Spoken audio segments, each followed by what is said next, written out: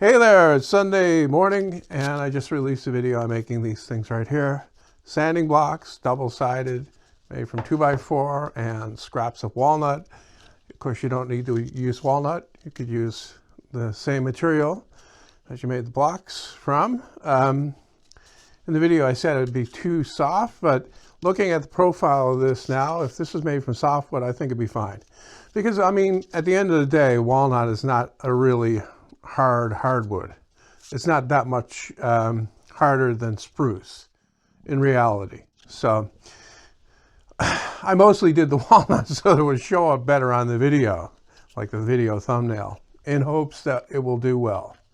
So yeah, these are interesting. These occurred to me while I was, thinking about like other things. And when you're doing projects and you're sanding, say you're using something like this. This is one I made last year. Was it last year or a couple of years ago?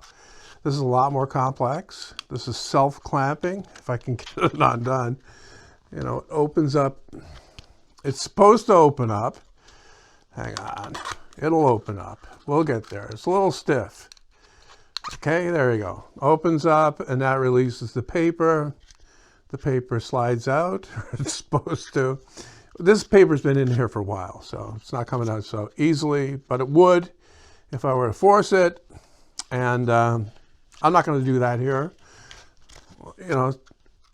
It's too complex for most people. All right, it's neat, but it's too complex. Same with this one, same mechanism basically, except it didn't have the interlocking parts on the top, and also it's oriented the other way. So this one's long, this one's wide. It uses the sandpaper in the other orientation. So, but same idea. Now the original one that I had was this one right here. It has sliding dovetail that locks the paper in place. And endless comments from people in the video, not where I made this one. It was on the one was it this one? It might, no, it wasn't on making this one. This is the original one. This is the first one I made, and I didn't make a video for this. But I made a video showing how to make it after. Specifically how to cut the sliding dovetail. Well, in that video, I didn't cut the sliding dovetail in. I used pieces of plywood, 1/4-inch plywood, for the sliding dovetail itself and the place where it goes in. So a little bit simpler to make than this, but the comments that I kept getting was that people were saying that it would loosen up as you're using it. Like if you're sanding back and forth, it's going to loosen up. Well, it can, but once you jam this in there good and tight, it takes a lot for that to loosen up. And often, when you're using a sanding block like this, you're not actually going frontwards and backwards because it's kind of awkward to position your hand like that. You're going kind of diagonally like that. Right? And if you just flip it around, and you're pushing ahead a little bit harder than you are pulling back, it'll tighten this up. So it's very rare for it to come loose. But overall, I think these are the better ones to go with because they're simpler, double-sided.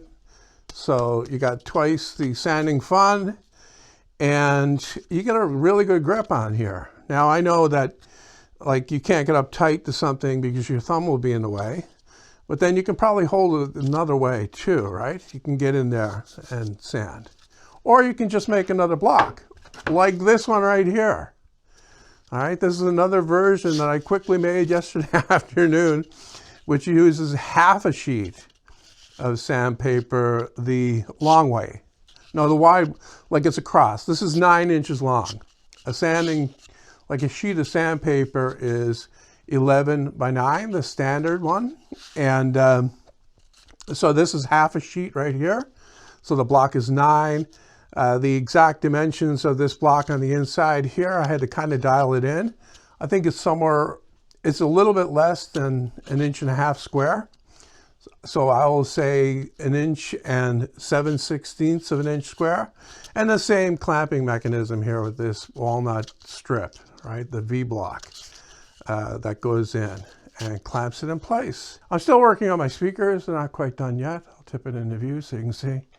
I got this one wired up and ready to go. kind of a dry run before I film me doing the same thing with the other one. I've been making progress videos and posting those on my audio channel of the build. Working on video number 3. And then when I get all those posted, I'll make a concise build video that will go on my main channel at some point in the nearish future. All right.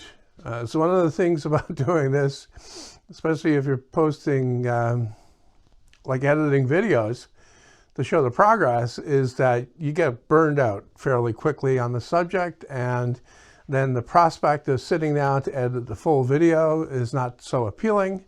So you tend to put it off, and therefore, you know, it might take longer than normal. So, yeah. Also, I want to do something with my drill press. I posted details of that idea on Locals and Patreon. Basically, is to take the stuff that I have on there off now and box the column so it winds up being square, and work from there and have a vise on there instead of a table, instead of the metal table too, and come up with some mechanism to raise and lower it. The vise that I was going to put on there originally was going to be one that I made for it. But then, you know, I took a picture of this, and in the background is my gear connect device that's on this bench over here that's never used. I've never used this in that location. I put it there, like I built the bench, I mounted the device there with the idea that it would be a vise at a more comfortable working height for some things, and I've never, not once, used it. So I'm thinking I'll pull that off of there and use that as the vise on the drill press. That'll look cool, and of course it'll get used then. I mean, the concept is that rather than having a table there, you'll have a vise, and then you'll have a table that clamps in the vise when you need a table. So normally the table would be there, right? It'd be sitting there with the fence. It'd be basically the table that I have on the drill press right now, just with a cleat on it that would clamp in the vise. But if you need to drill into the end of a piece of stock or anything, you can take the table off just by loosening the vise, and use the vise to clamp the stock in place. Also, it'll be adjustable in and out. Now, I talked about not that long ago, or it might be long ago, I'm not sure, probably months ago, about taking the head off and making the head adjustable. Since then, I've abandoned that idea as being way too complicated and probably not getting me, you know, any views on it. I mean, it'd be interesting to do, but I don't see that much of an advantage to doing that. I think that this is a much better one. Have it, make it so that it can conveniently raises and lowers easily and locks in place easily, and also has that vise in place permanently, so that can be used for all kinds of drilling fun.